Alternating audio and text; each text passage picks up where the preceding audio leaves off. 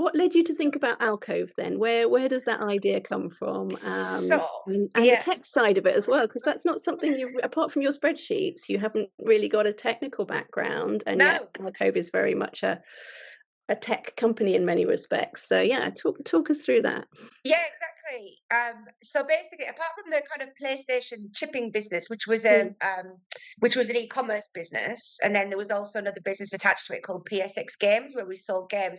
I dabbled in e-commerce, but I'd never had any exposure to software engineers, only civil highways engineers. Okay, so I yeah. was at Capita at the time, which was a large managed service, large managed services business process outsourcing business, and it was kind of the footsie darling at the point when I joined Right. it. And anyway, I joined to build them a parking company, and I was like, no, you don't want to do that. It's an oligopoly. It's a race to the bottom in terms of margin. Blue collar and white collar do not mix at all.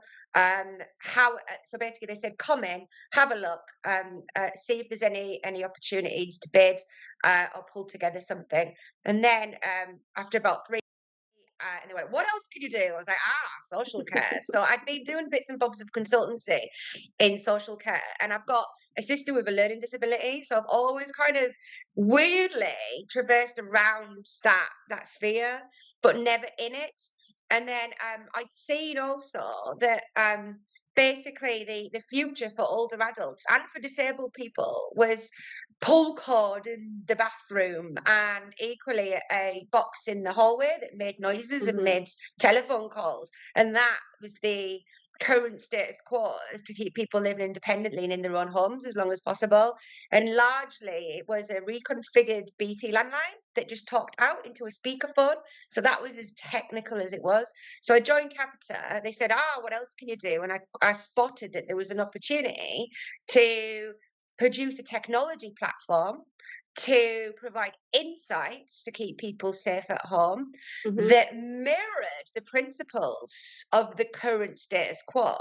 Because the problem with healthcare and social care systems is it is impenetrable for innovation unless you find an entry point where there's a current budget, a current bidding entity, and a way into something that the people can understand. Yeah. So healthcare and social care have their own complete nuances in terms of being able to um, build any form of traction, any form of scale, and they're almost anti a SaaS model, right? So SaaS model, you might do a POC, you might get initial traction, you might learn a few things and modify a few things, apply some sales bit people at it, hammer in terms of marketing spend, and then you should start to see a growth curve. Mm. Not in healthcare and social care. You will do a pilot and it will stop.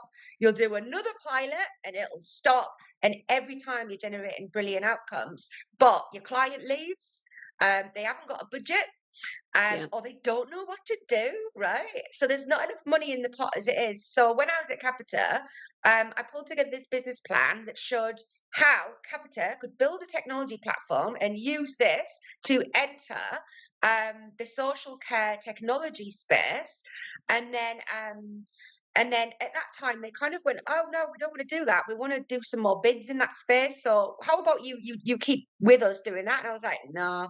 So then I thought, right, okay, Internet of Things that came about, and the reason why the Internet of Things kind of was on my radar was that Capita had acquired an Internet of Things business, because prior to Mm. that, I'd never heard of it. And I remember I met this founder, and I was like, "Ooh."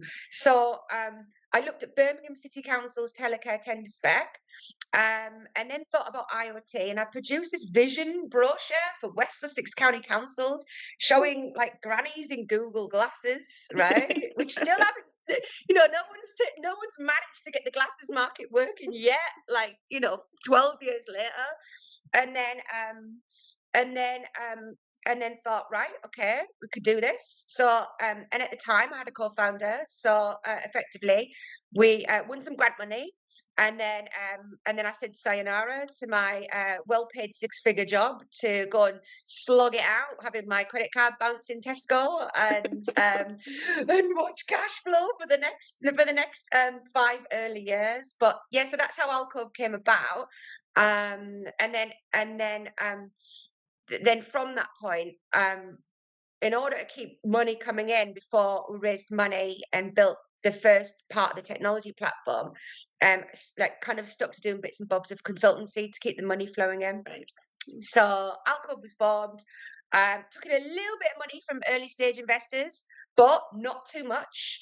So, I mean, basically, I knew from the very early days, do not overcook this beast. Okay, so it is not VCable. You know, you could throw 10 million at a business like ours, and it would not move the needle on traction. So, and many of our competitors have. So, I've been doing this for 12 years now, Tola. Anyone who has joined this market and tried to create a IoT technology platform has not seen success, or they've gone bankrupt. Often the ones that have 10 million thrown at them by a VC they've all gone bust, apart from a few. And so just throwing cash at this market doesn't work at all. You've got to basically have enough resilience to ride the storm and build slowly, catchy monkey. Okay, Mhm. like, and there is no growth hockey stick curve that can mimic a there is Mm. no growth hockey stick curve that can mimic a SaaS business that applies in this healthcare market. So it was all about resilience. I knew it would work, right? I knew it would work. And we went through some real turbulence in the early days, and it was painful. I can't tell you how painful it was. And equally, building just enough technology. So I was always of the view, just build enough, right? Do not build loads of bells and whistles and unlimited features, because the clients, they zone out after you've spoken to them for 5 minutes and described three things, right? They just want telecare box. They want an easy life. They don't want all the friction that comes with a new system and new operating processes and new ways of working for them. They want to go to work and they want to go home, right? Mhm. So you have to really keep things simple for them. So keeping the spend low and effectively keeping the amount of features low in the early days was a really, I think, part of the bedrock that has led to us being such a successful business now, and being the real pioneer in this space with the best traction and the best numbers.